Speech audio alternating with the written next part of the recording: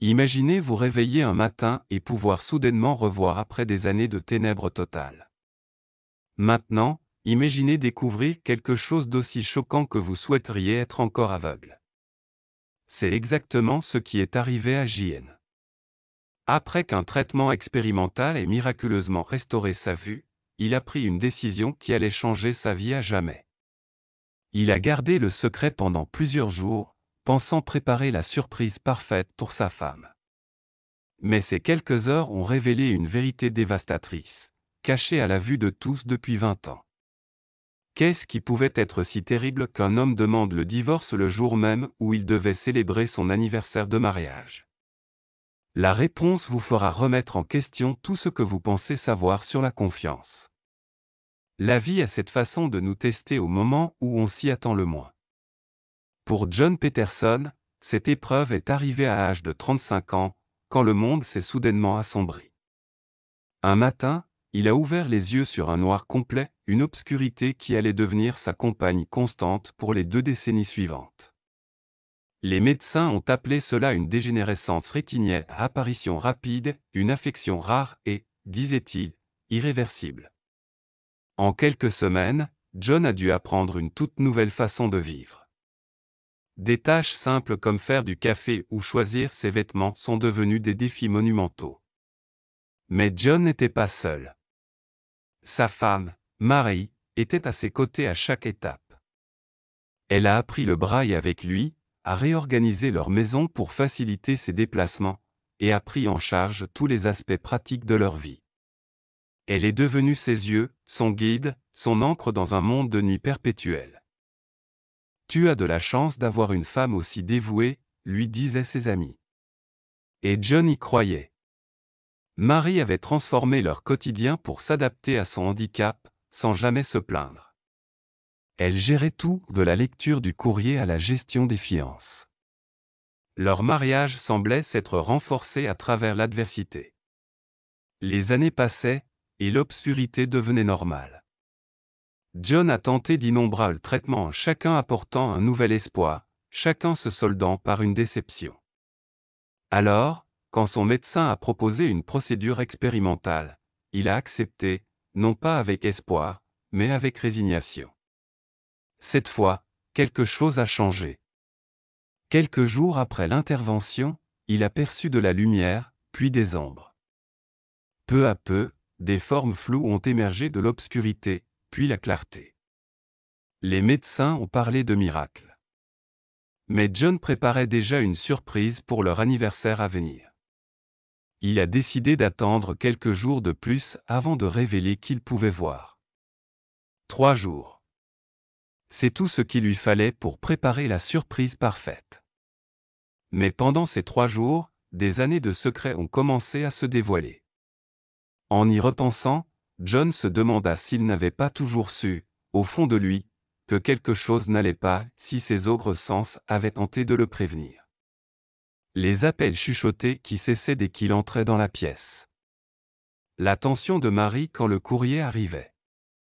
Les amis mal à l'aise quand on parlait d'argent. Mais la confiance peut aveugler bien plus sûrement que n'importe quelle maladie. Et John avait une confiance absolue en Mary. Ce premier jour où il recouvra la vue, pendant que Mary était au travail, John remarqua de petits détails, des vêtements de marque qu'elle n'avait jamais mentionnés. Une pile cachée de factures non ouvertes. Un téléphone de secours dans le tiroir de sa table de nuit. Ce soir-là, il l'observa pour la première fois. Elle n'avait aucune idée qu'il pouvait la voir désormais. Elle se tournait et se retournait dans le lit, vérifiant son téléphone dans le noir, son visage illuminé par l'écran, les rides d'inquiétude profondément marquées. Le cœur battant, il s'assit à l'ordinateur. Depuis 20 ans, Mary gérait toutes leurs finances. C'est plus simple comme ça, disait-elle. Tu n'as pas besoin de t'en occuper. Et il ne s'en était jamais soucié. Mais désormais, leur compte bancaire était vide. Toutes les cartes de crédit étaient au maximum. Prêt personnel. Ligne de crédit hypothécaire. Même leur maison, celle que ses parents lui avaient laissée et qui était totalement payée, avait été hypothéquée à plusieurs reprises. Les pertes étaient stupéfiantes. Des centaines de milliers envolés. Où? Il trouva la réponse dans l'historique des transactions, jeux en ligne, salles de poker, dépôts dans des casinos, sites de paris. Tout avait été soigneusement dissimulé. Tout détruisait systématiquement leur vie financière. Dans le tiroir de son bureau, sous de vieux magazines, John trouva un dossier de demande de prêt. Toutes portaient sa signature. Mais ce n'étaient pas les siennes. Elle les avait falsifiées, avait guidé sa main pour signer sous prétexte de formulaire d'assurance ou bancaire. Elle avait utilisé sa cécité pour les plonger dans les dettes. Ce soir-là, il la regarda à nouveau, mais cette fois, il la voyait vraiment. L'énergie nerveuse. Les cernes. La peur dissimulée derrière ces banalités. Il voulait la confronter, mais attendit un jour de plus pour rassembler chaque pièce à conviction. Le jour où ils auraient dû célébrer leur anniversaire, John rencontra un avocat à la place. L'avocat affirma qu'ils avaient assez de preuves pour des poursuites pénales, fraude, falsification, abus financiers envers une personne handicapée. Ce soir-là, Marie rentra à la maison et trouva John assis à la table à manger.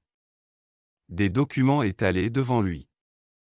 Mais ce qui la figea vraiment, ce furent ses yeux, concentrés, voyants, lucides. « Je peux voir maintenant, dit-il. Je vois tout. » Marie ne nia pas. Elle ne chercha pas à expliquer. Elle s'affaissa simplement sur une chaise, vaincue. Des années d'amour, de confiance et de partenariat, détruites par une addiction cachée dans l'ombre de sa cécité. Il s'avéra que l'obscurité de la cécité n'était rien comparée à celle de la trahison. On dit que l'ignorance est un bonheur. Mais parfois, la vue a un prix terrible. Pour John, le miracle de la vision apporta la clarté. Une vérité douloureuse mais incontestable, parfois, les personnes en qui nous avons le plus confiance projettent les ombres les plus longues. John n'a jamais su s'il aurait préféré rester dans l'obscurité. Ce qu'il a découvert l'a brisé, mais lui a aussi ouvert les yeux, pas seulement sur le monde, mais sur lui-même.